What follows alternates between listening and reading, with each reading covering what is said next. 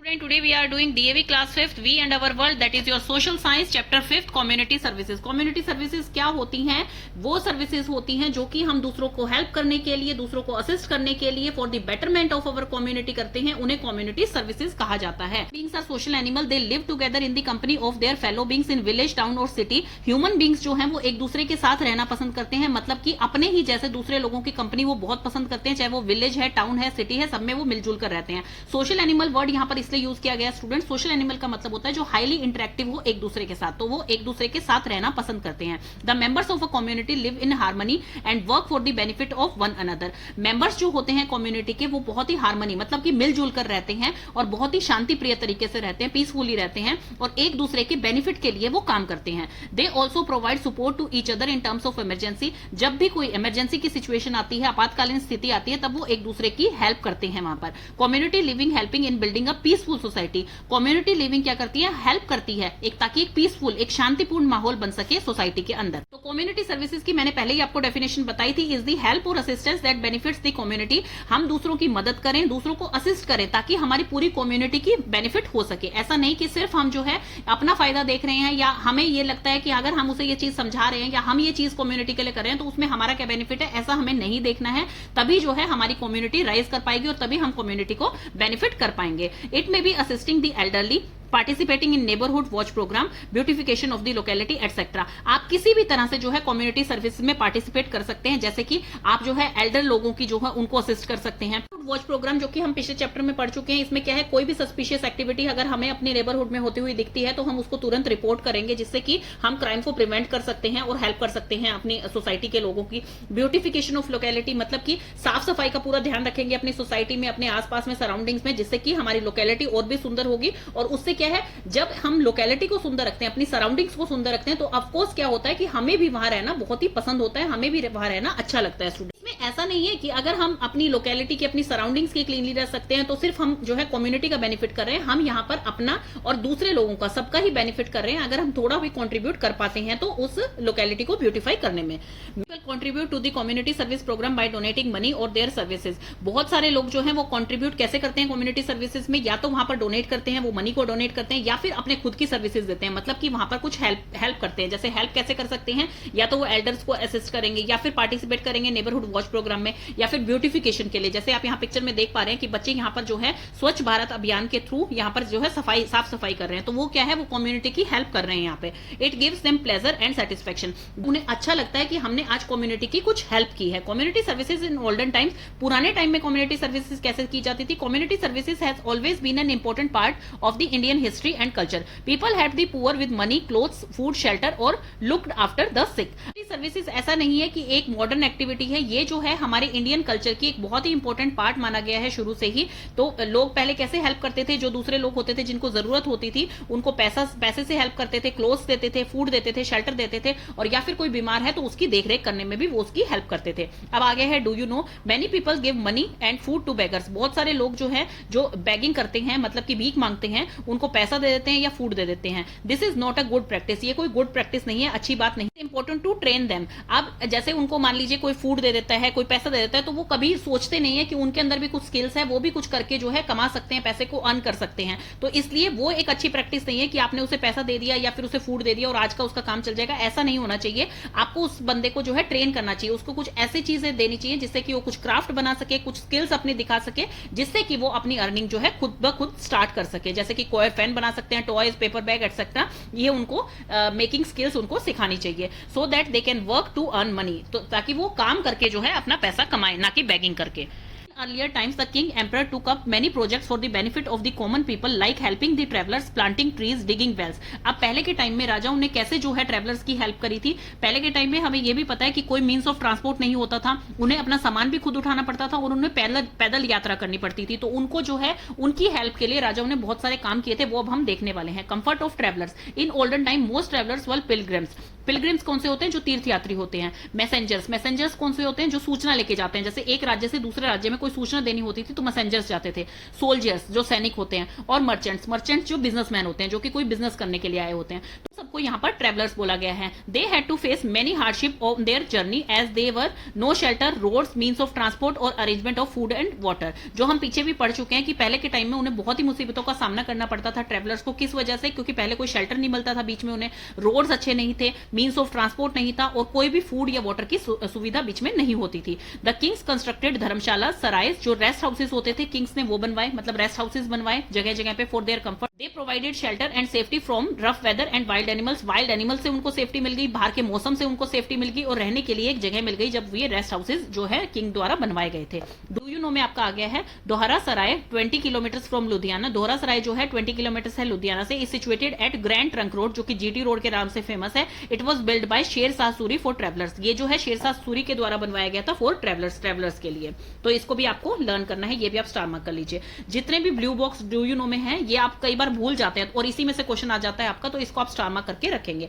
Then है trees on road side. अभी हमने पढ़ा कि कंफर्ट के लिए उनके रेस्ट हाउसेस बनवाए गए थे ताकि वहां पे उन्हें शेल्टर मिल सके, रफ वेदर से और वाइल्ड एनिमल से उनकी सेफ्टी हो सके। सेकंड आ गया है planting trees on road side. Ashoka, a great ruler, understood the importance of good roads for the progress of trade as well as pilgrims. अब अशोका जो थे एक बहुत ही महान शासक थे, उन्होंने क्या किया, उन्होंने इंपॉर्टेंस को समझी कि रोड्स की कितनी ज्यादा इंपॉर्टेंस है। जब कोई ट्रेड के लिए आता है, जब कोई बिजनेस करने के लिए आता है या फिर कोई तीर्थ यात्रा करता है, तो उसके लिए रोड्स जो है वो कितने ज्यादा इंपॉर्टेंट है। He arranged to construct rest houses, dig wells and plant tree on the road side for the comfort of the traveller. उन्होंने क्या अरेंजमेंट किया, रेस्ट हाउसेस बनवाए, उन्होंने वेल्स खुदवाए, मतलब कि कुएं खुदवाए ताकि पानी की व्यवस्था भी हो सके, एंड ज्यादा से ज्यादा ट्रीज प्लांट किए उन्होंने रोड साइड पे ताकि ट्रेवलर्स को और ज्यादा कंफर्ट मिल सके। अब जैसे ये पिक्चर दिखाई जा रही है, trees on road side.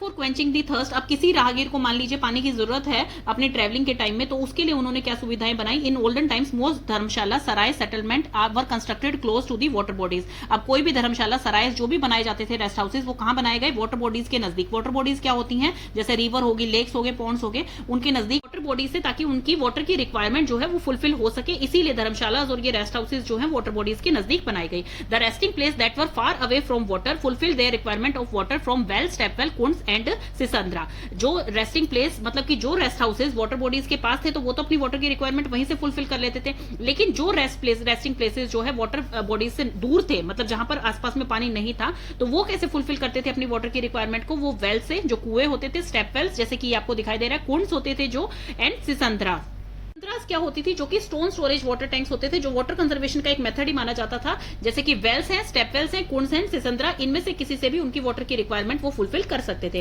Wales were the main source of water for drinking and other purposes. Wells जो होते थे, कुएं जो होते थे, वो सबसे मेन सोर्स माना जाता था पानी पीने के लिए जो यूज करना था, या फिर अदर पर्पसेस जो और डोमेस्टिक यूज होते हैं उनके लिए जो यूज करते थे वाटर, वो सबसे ज्यादा कहां से लिया जाता था, वेल से लिया जाता था। In some area step wells were constructed to harvest the rain water and provide water to people and places during the dry month. कुछ जगह पर जो है स्टेप वेल्स बनवाए गए थे ताकि वहां पर रेन वाटर की हार्वेस्टिंग करी जा सके और लोगों को जब ड्राई मंथ होते हैं उस दौरान उन लोगों को वहां से पानी मिल सके। Some step wells were found in Gujarat and Rajasthan are 5 to 7 storeys deep. इतने ज्यादा डीप होते हैं, जैसे 5 to 7 स्टोरी। आप जो बिल्डिंग्स बनाते हैं, जो हाई राइज बिल्डिंग होती है, जैसे हम बोलते हैं ना 3 स्टोरी है, 4 स्टोरी है, मतलब कितने मंजिला मकान है, तो उसी टाइप से 5 to 7 स्टोरीज डीप जो है स्टेप वेल देखने को मिलते हैं गुजरात एंड राजस्थान में। Step wells are called water temples of India. Step wells को क्या बोला जाता है, वाटर टेम्पल बोला जाता है इंडिया। इमेज जो है ये आपको जरूर देख के जानी है स्टूडेंट। जैसे ये इमेज जो है ये एक स्टेप वेल की इमेज है, यहाँ पर स्टेप्स बनी हुई हैं, क्योंकि क्वेश्चन आपके एग्जाम में किसी भी तरह से आ सकता है। आइडेंटिफाई द इमेज, किसी भी टाइप से कोई भी क्वेश्चन पूछा जा सकता है, इसलिए जितनी भी इमेज आपके चैप्टर में होती है आप एक बार जरूर गो थ्रू होकर उनसे जाएंगे। डू यू नो में ये स्टेप वेल के कुछ नाम बता रखे हैं, ये भी आप पढ़ लीजिएगा। अ कुंड इज अ वेल। एक कुंड जो होता है वो एक वेल की तरह होता है। That looks like a saucer with a cup at the centre. ये एक सॉसर की तरह दिखता है। सॉसर क्या होता है, जो प्लेट होती है, जैसे कि ये एक प्लेट होती है जिसके ऊपर आप कप रखते हैं, इसे सॉसर बोला जाता है। तो यहाँ पर जो कप रखते हैं, तो यहाँ पर क्या होता है, ये थोड़ी सी डीप होती है और यहां से ये उभरी हुई होती है बाहर की तरफ। तो इसी तरह से ये कुंड होते हैं, बिल्कुल सोसर की तरह, with a cup at the centre.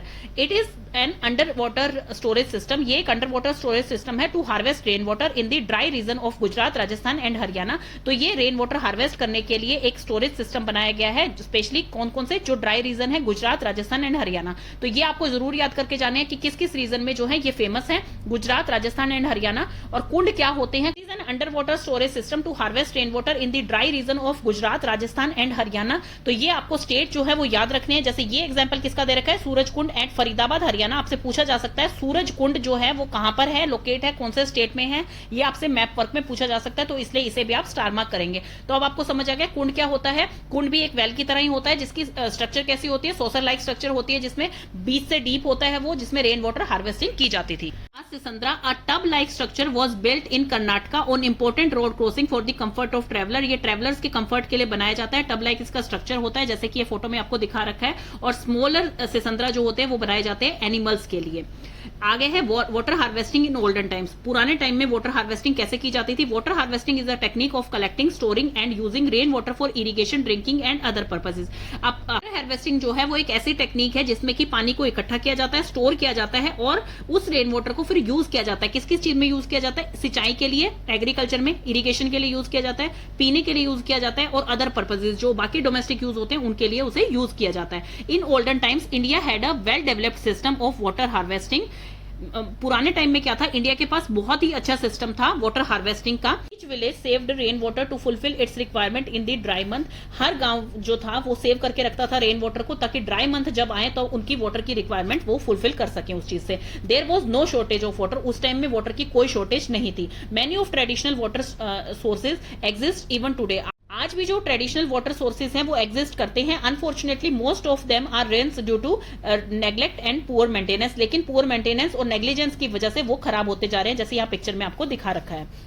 और आजकल भी जो है बहुत ज्यादा प्रयास किए जा रहे हैं ताकि उन्हीं वाटर बॉडीज को जो कि पहले के टाइम में होती थी उन्हें रिवाइव किया जा सके, मतलब पुनर्जीवित किया जा सके, and to popularise water harvesting, और वाटर हार्वेस्टिंग को पॉपुलराइज किया जा सके। It saves rain water from getting drained and wasted. It solves the problem of water scarcity. जो अब आजकल हमें पानी की कमी देखने को मिलती है और आने वाले टाइम में हो सकता है ये बढ़ भी जाए, तो इस प्रॉब्लम को सोल्व करने के लिए हम सबको रेन वाटर की हार्वेस्टिंग करनी चाहिए। क्योंकि रेन वाटर क्या है, ड्रेन्ड हो जाता है, मतलब कि बह जाता है और वो खराब हो जाता है, वेस्ट हो जाता है। तो इसलिए उसको रेन वाटर को हार्वेस्ट करना बहुत ही ज्यादा जरूरी है, ताकि आगे जाके वाटर स्कैर्सिटी की, वाटर की कमी जो है हमें देखने को ना मिले।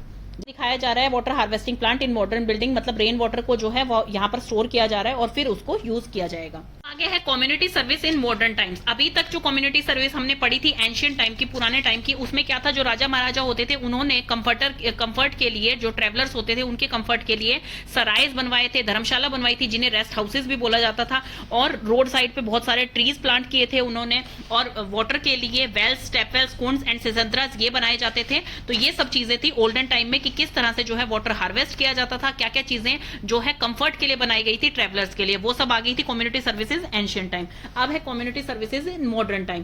Community living requires organisation, organisation मतलब कोई संस्था होनी चाहिए, कोऑर्डिनेशन होना चाहिए, and tolerance. Instead of kings now the government, पहले किंग्स होते थे, अब जो है गवर्नमेंट और उसकी एजेंसीज जो है वो देखती है कम्युनिटी सर्विसेज को। Each neighbourhood require essential services like water and electric supply, hospital.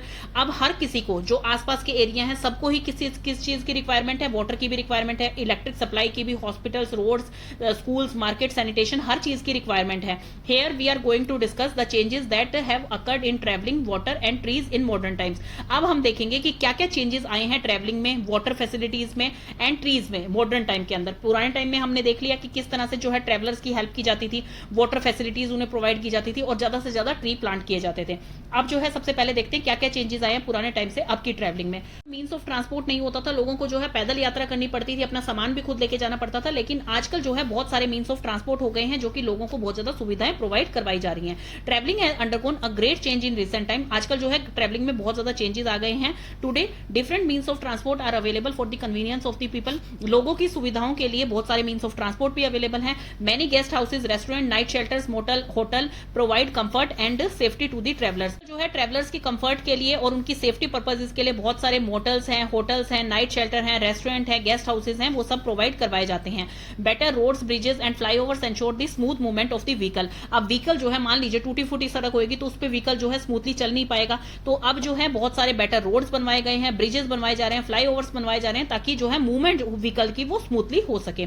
Faster and more comfortable means of transport make travelling a pleasure. जो faster and more comfortable means of transport भी बनवाए गए हैं ताकि लोगों को और भी ज्यादा सुविधाएं मिल सके। दे कैन बी कार्स, वो कार भी हो सकती हैं, बसेस, ट्रेन, एरोप्लेन और शिप, इनमें से कुछ भी हो सकते हैं। आपको अलग अलग मीन्स ऑफ ट्रांसपोर्ट दिखा रखे हैं। ये लैंड ट्रांसपोर्ट हो गया, ये वाटर ट्रांसपोर्ट हो गया, ये एयर ट्रांसपोर्ट हो गया और ये ट्रेन ट्रैक ट्रैक ट्रांसपोर्ट हो गया, मतलब ट्रैक पे ही चलती है आपकी ट्रेन। तो ये अलग अलग टाइप के ट्रांसपोर्ट यहाँ पर दिखा रखे हैं। तो कितना चेंज आ गया है पुराने टाइम से अब की ट्रैवलिंग में। डू यू नो में है bicycle riding is popular all over the world. Bicycle riding जो है वो बहुत ही पॉपुलर है वर्ल्ड में। It makes our body fit, save fuels and is environment friendly too. ये हमारी बॉडी को भी फिट रखती है, हम को भी सेव करती है और ये इको फ्रेंडली भी मानी जाती है। नेक्स्ट आपका आ गया है वाटर। अभी तक हमने पढ़ लिया कि ट्रैवलिंग में क्या क्या चेंज आए हैं, अब वाटर में देखते हैं। Water is supplied through pipelines in most part of the country. अब ज्यादातर पार्ट कंट्री का जो है उसमें पाइपलाइन के थ्रू जो है वाटर सप्लाई की जाती है। Some areas are still dependent on wells, springs, rivers और लेक्स। कुछ एरिया जो है अभी भी कंट्री के ऐसे हैं जो कि डिपेंडेंट है वेल्स पे, स्प्रिंग्स पे और लेक, रिवर एंड लेक्स पे। Tubewell provide water for irrigation. अब देखिए ये जो ट्यूबवेल हैं आप देखते होंगे कि ये खेतों में लगे होते हैं, फार्मिंग एरियाज में लगे होते हैं। तो ये क्या करते हैं, ये इरिगेशन के लिए हेल्प आते हैं, मतलब सिंचाई करने के काम आते हैं फसलों को। And other purposes in area that are far from the rivers, canals and streams. अब जो एरियाज, मतलब कुछ एरियाज ऐसे होंगे जो कि रिवर से, कैनाल से या स्ट्रीम लाइन से, मतलब ऐसी वाटर बॉडी से दूर होंगे, तो उसमें क्या है ट्यूबवेल वहां पर काम आता है अदर पर्पसेज के लिए और इरिगेशन पर्पज के लिए। Even today in some part of India women have to fetch water from distant places in pictures. जैसे आप यहाँ पर देख सकते हैं कि बहुत सारे एरिया अभी भी ऐसे हैं जहां पर वुमेन्स को जो है पानी लेकर आना पड़ता है बहुत दूर दूर के प्लेसेस से।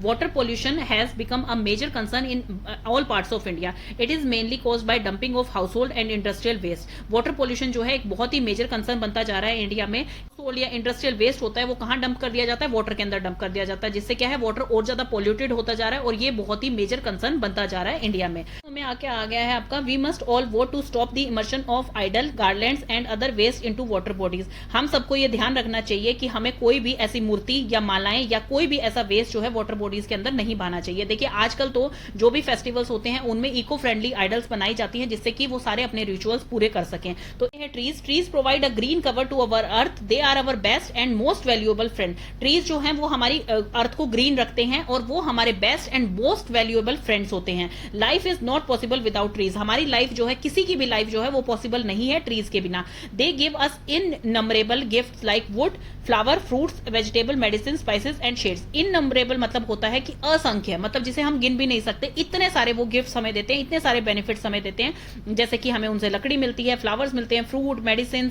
वेजिटेबल, स्पाइसेस एंड शेड्स मिलती हैं और इतने सारे हैं वो कि हम यहाँ पर गिन भी नहीं सकते हैं। The most important gift of tree is that they clean the atmosphere by converting carbon dioxide into oxygen. और सबसे इंपॉर्टेंट गिफ्ट जो उनका है, क्योंकि हमें रहने के लिए ऑक्सीजन की हमें बहुत ज्यादा रिक्वायरमेंट होती है और ट्रीज हमें हेल्प करते हैं by the process of photosynthesis. वो कन्वर्ट करते हैं कार्बन डाइऑक्साइड को ऑक्सीजन में ताकि हमें ज्यादा से ज्यादा ऑक्सीजन मिल सके। में है आपका कि एक बुद्धिमान व्यक्ति से पूछा गया कि उनके पास एक ही और दिन है जीने के लिए तो वो उसमें क्या करना चाहेंगे। तो उन्होंने आंसर दिया बहुत ही अच्छी तरह से कि वो एक ट्री को प्लांट करना चाहेंगे। तो कितना ब्रिलियंट आंसर दिया है उन्होंने, तभी उन्हें वाइज मैन, एक ज्ञानी व्यक्ति बोला जा रहा है। In recent time forest have been cleared for agriculture, building houses, hotels, hospital, transport system, resort etcetera. आजकल क्या हो रहा है, फॉरेस्ट को क्लियर किया जा रहा है, काटा जा रहा है। किस लिए? एग्रीकल्चर के लिए, मतलब खेती के लिए लैंड चाहिए, बिल्डिंग्स बनाने के लिए, होटल्स बनाने के लिए, हॉस्पिटल के लिए, ट्रांसपोर्ट सिस्टम के लिए, रिजोर्ट्स बनाने के लिए।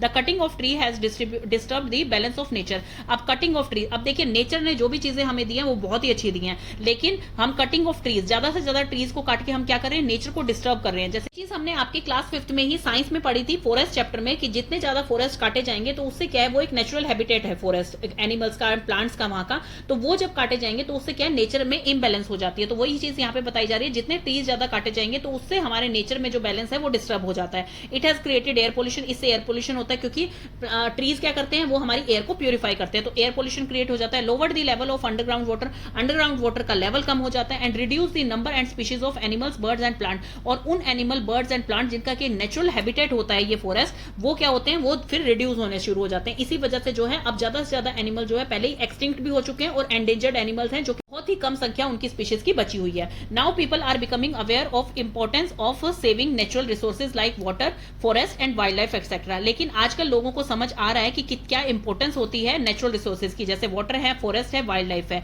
इसीलिए ज्यादा से ज्यादा प्लांट लगाए जा रहे हैं, क्योंकि ज्यादा से ज्यादा प्लांट लगाए जाएंगे तो उससे क्या होगा, वाटर जो है वो एब्जॉर्ब होना स्टार्ट होएगा रूट से, रूट अपनी तरफ जो है उसे सक्शन की तरह खींचेगी और इससे जो है अंडरग्राउंड वाटर का लेवल जो है वो रेज होना स्टार्ट हो जाता है। This will also save our wild life. तो ये जो है हमारी वाइल्ड लाइफ को बिहेव करती है, जैसे कि एनिमल है, बर्ड है, इंसेक्ट है। Natural resources are the gift of natural mankind. Natural resources जो भी होते हैं, जो कि हमें प्रकृति से मिले हैं, वो क्या होते हैं, एक हमारा गिफ्ट है, नेचर का गिफ्ट है टू मैनकाइंड। हमें जो है नेचर के द्वारा दिया गया गिफ्ट है, तो उसको हमें कभी डिस्ट्रॉय नहीं करना चाहिए। It is our responsibility to hand over this heritage to our future generation. अब ये हमारी रिस्पॉन्सिबिलिटी है कि हम ये पर्टिकुलर हेरिटेज, जो ये हमारे पास चीजें हैं, ये हम अपनी फ्यूचर जनरेशन को भी अच्छी तरह से सौंप सके।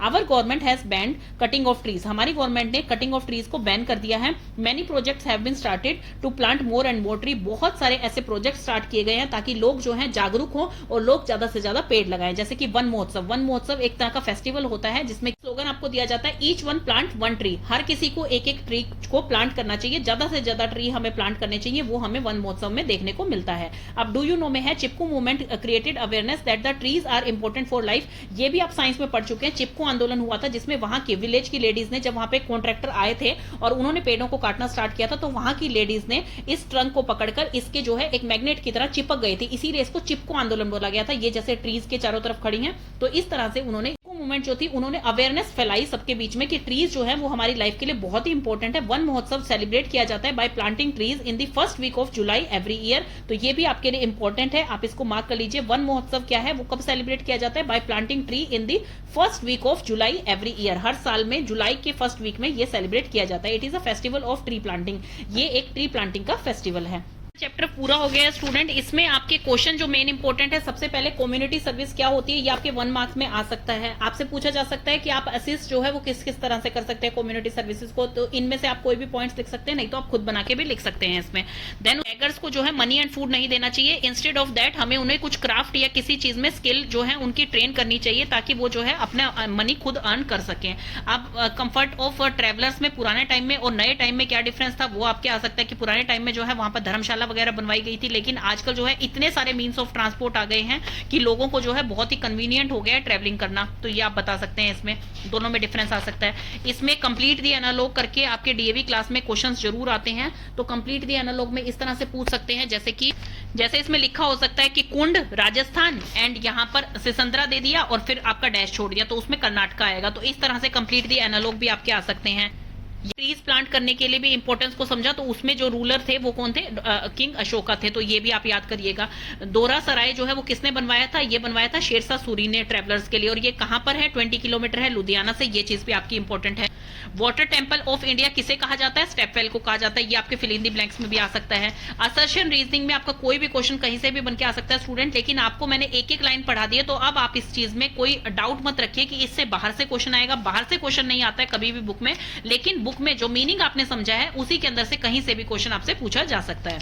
इसमें क्वेश्चन आ सकता है कि ट्रीज जो है वो हमारी किस तरह से, सबसे इंपॉर्टेंट गिफ्ट जो है ट्रीज का क्या होता है, वो होता है हमारे एटमॉस्फेयर को क्लीन करना, हमारी एयर को प्यूरिफाई करना। वो किस तरह से होता है, जो प्रोसेस होता है फोटोसिंथेसिस का, उसमें कार्बन डाइऑक्साइड ऑक्सीजन में कन्वर्ट होती है और हमें ऑक्सीजन मिलती है प्लांट से। तो ये चीज हम इसमें स्पेसिफाई कर सकते हैं। देन वन महोत्सव का क्या इंपॉर्टेंस होता है वो आपको बताना है। वन महोत्सव जो है वो ट्री प्लांटिंग का एक फेस्टिवल है, जो कि जुलाई में एवरी ईयर फर्स्ट वीक में मनाया जाता है, सेलिब्रेट किया जाता है। तो ये चीजें आपकी इस चैप्टर की इंपॉर्टेंट थी।